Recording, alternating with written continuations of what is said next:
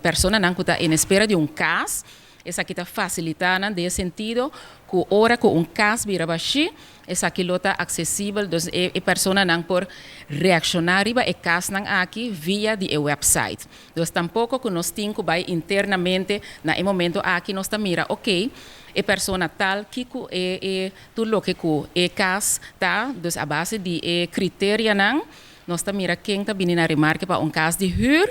Então, nós está sendo, nós está vai chamar. E gente não, a base de nossa lista de espera, a base de constelação de família, a base de entrada que tem em casa. Pero aqui rato, essa aqui está facilita, zowel para dentro na fundação para trabalhador, pero também, essa é meta primordial.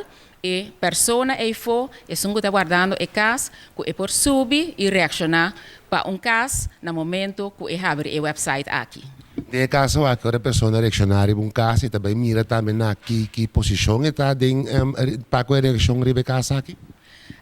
Esse aí tem no momento aqui nós não podemos machar de pida aí, pero em todo caso está fazendo sua registração sim, então nós está comunicar com ele back também online. Nós está comunicar back para a pessoa sa que outro tocante de sua petição. De caso aqui para piano de petição de casa, quantas pessoas nós temos atualmente que está em espera de caso? No momento aqui, nós podemos dizer que nós temos uma lista de espera de alrededor de 900 famílias. E porta uma pessoa só, e porta mama que se unam, mama que tata que unam, ou pareja.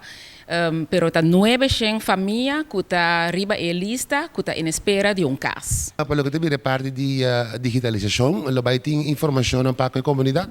Sim, essa aqui seguro que sim, den esse semana venidero.